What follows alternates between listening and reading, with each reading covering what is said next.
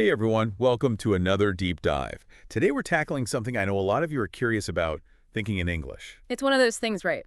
Everyone says it's the key to fluency, but how do you actually get there? Exactly. So we're diving into this podcast episode that claims to have the answers, the secrets, to unlocking that English-thinking brain of yours. I'm intrigued. Let's see if they live up to the hype. All right, so first things first. They tackle the big question, why is thinking in English so important? They make this analogy to a slow internet connection. Oh, I can relate to that. That buffering, waiting for things to load, frustrating. Yeah, and that's what they compare it to constantly translating in your head. Ah, I see. So instead of that instant communication, you're stuck with lag. Yep. And they point out that's what it feels like when you're trying to speak English, but you're still thinking in your native language. So basically, it slows everything down. Big time.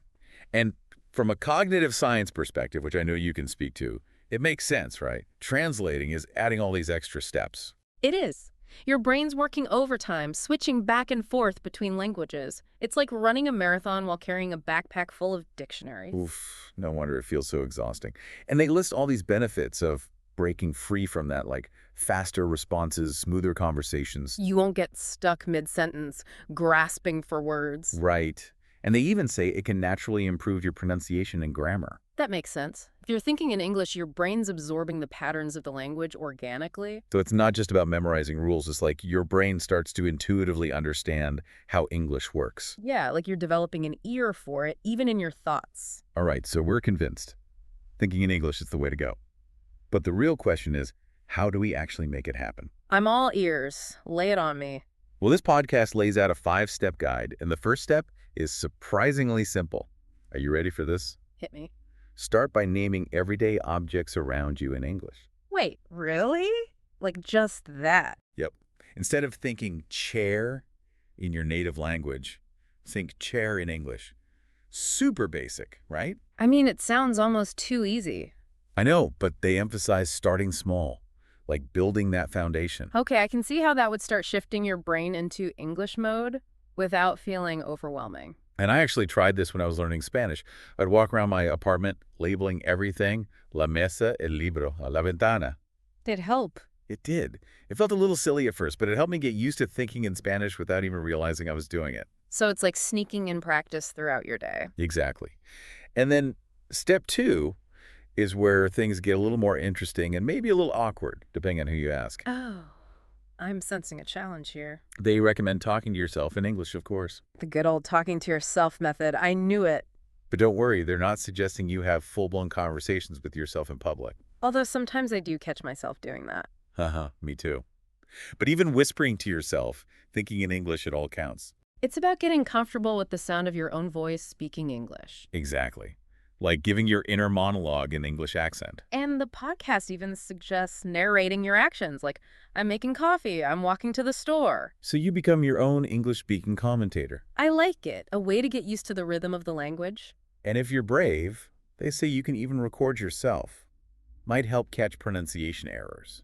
Okay, step 3 tackles a mistake a lot of learners make trying to form these perfect, complex sentences in their heads before they even open their mouths. Oh, the pressure. I've totally been there. And it can be paralyzing, like stage fright for your thoughts.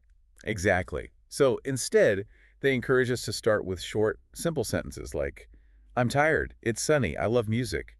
Basic stuff. So building up that fluency with the simple stuff before tackling the more complex. Yep. And then gradually expanding those sentences as you get more comfortable. So instead of just, I'm tired, you might say, I'm tired because I didn't sleep well last night. It's like building blocks starting with a solid foundation and adding on from now. Now, step 4 is where things get a bit controversial. Are you ready for this?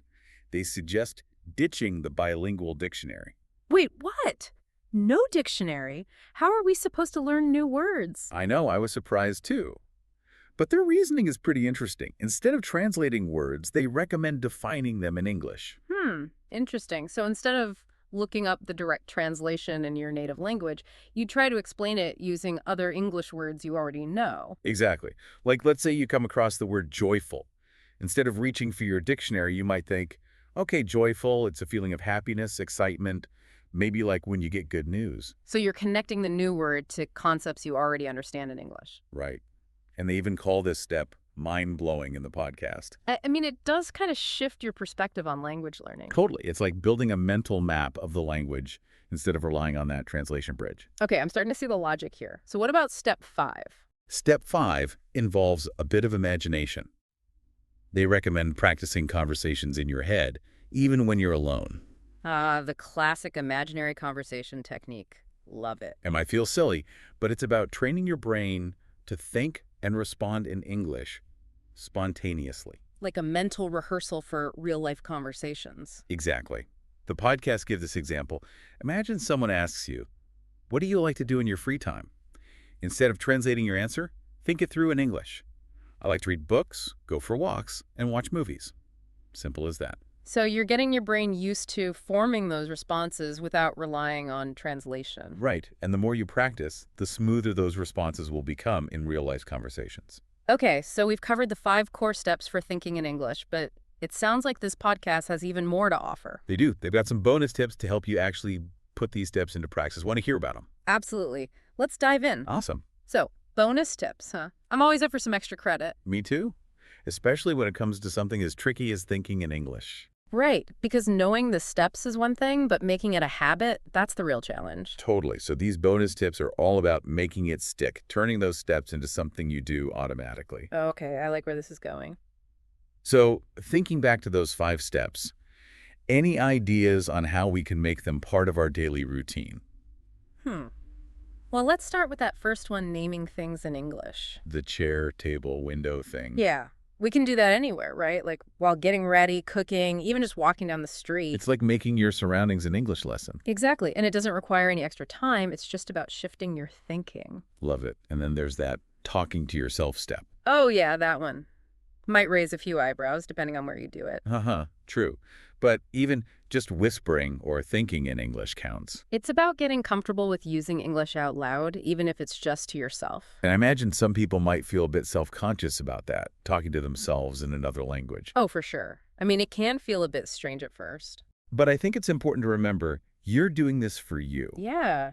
You're learning, you're growing, and who cares if it seems a little weird? And mistakes are part of the process, right? Absolutely. Actually, sometimes those mistakes are the best learning opportunities. Totally. So let's talk about some of the challenges people might face when trying to shift to thinking in English. Because it's not always easy, right? Not at all. I know I've struggled with it. Like that voice in your head that keeps slipping back into your native language. Oh, tell me about it. It's like it's trying to sabotage you. I know, right? This internal battle between the 2 languages. But the good news is you can train your brain to prioritize English. Okay, so how do we do that? Yeah. How do we win that battle? Well, one way is to create an immersive environment. Surround yourself with English as much as possible. Like an English bubble. Exactly. Movies, TV shows, music, podcasts. Even change your phone settings to English. So it's about constant exposure, Oh. making English part of your daily life. Yep. The more you immerse yourself, the more natural it'll feel to think in English. And I bet that helps with picking up new vocabulary and grammar too. It does. It's like osmosis. You absorb the language just by being around it. Another challenge I've heard from learners is feeling overwhelmed by all the vocabulary and grammar rules in English. Oh, yeah, that can be a big one. English has a lot going on. Sometimes I feel like I'm making progress, and then bam, I encounter a new grammar structure or a word I've never seen before. And it's like you're back to square one. Exactly. So how do we deal with that feeling of being overwhelmed? Well, first off, remember, you don't need to know everything perfectly to start thinking in English. Okay, that's reassuring. It's about building a solid foundation and then expanding your knowledge gradually. So focus on using what you already know, even if it's simple. Exactly. Don't be afraid to simplify. The goal is to communicate, not to sound like a textbook. Makes sense. And speaking of challenges, I think motivation plays a huge role here. Oh, absolutely. Staying motivated is key, especially when you hit those plateaus or moments of frustration. Because it happens to everyone, right? Definitely. And one thing that helps is setting realistic goals, celebrating those small wins. So instead of saying, I want to be fluent in 6 months, it's about setting smaller goals. Right. Like, this week, I'm going to practice thinking in English for 15 minutes each day. And then when you hit those goals, celebrate. Even if it's just with a little treat or something. Exactly. Rewarding yourself keeps that motivation going. Another thing that can help is finding ways to make language learning fun.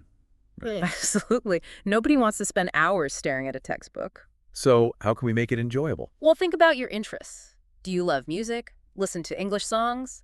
Are you a movie buff? Watch English movies? Foodie? Try cooking from English recipes. I love those ideas. It's about finding those little pockets of joy in the learning process. And don't underestimate the power of games. Oh yeah, games are awesome. They make learning feel like fun, not work. And another great way to stay motivated, find a language partner or join a conversation group. So you're not just practicing on your own, you're interacting with others. Exactly. You get feedback, you can practice what you've learned, and it's a great way to connect with people who share your passion for English. It's like turning your learning journey into a social activity. And you never know, you might even make some lifelong friends along the way. So we've talked a lot about the practical side of things, but I think it's important to zoom out for a second. Okay, I'm listening. What does it actually mean to be able to think in another language, like beyond the practical stuff? That's a great question. It's easy to get caught up in the mechanics of learning, but the real magic happens when you start to experience the world through a different lens. Like gaining a new perspective, right? Exactly. It's about more than just functional language skills. It's about understanding humor in English, relating to characters in a book, having those aha moments where the language just clicks. And it's about being able to express yourself authentically without that constant mental translation. Imagine the possibilities. Debating ideas, sharing stories, connecting with people from different cultures in a way that feels truly genuine. It can change your whole experience of the world. It can. Mm. And that's what we'll be exploring in the final part of this deep dive. So stay tuned because things are about to get really interesting. Welcome back. We're wrapping up our deep dive on thinking in English. And I'm really excited for this part. Me too. We've talked about the how-tos, the challenges, but now it's about the why. Right. What happens when you actually get there, when English becomes the language of your thoughts? In this podcast we've been talking about, it focuses on the practical steps, which are super important, but I think there's this whole other level to it. Oh, absolutely. Like, has you ever had that moment where you're thinking about something and you realize you're thinking in English? Oh, yeah. I remember I was traveling and suddenly I was planning my day, making decisions, but the whole internal monologue was in French. No translation, just pure French. Isn't that wild when it just clicks? It is. English stops being this separate thing you're studying, and it becomes a part of you. It's like you've unlocked a new part of your brain. Exactly. And that's where things get really interesting, because it's not just about functional language anymore. It's about connecting with the culture on a deeper level. Right. Understanding humor, feeling the emotions behind the words, relating to characters in a book.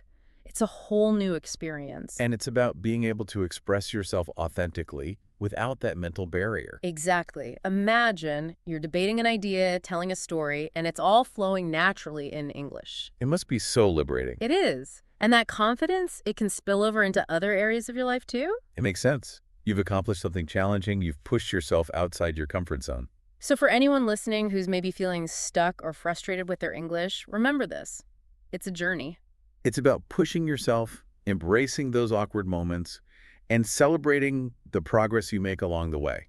Because thinking in English, it's more than just a language skill. It's about expanding your world, connecting with people on a deeper level, and expressing yourself in a whole new way. It's like opening a door to a whole new universe and possibilities. So take those steps.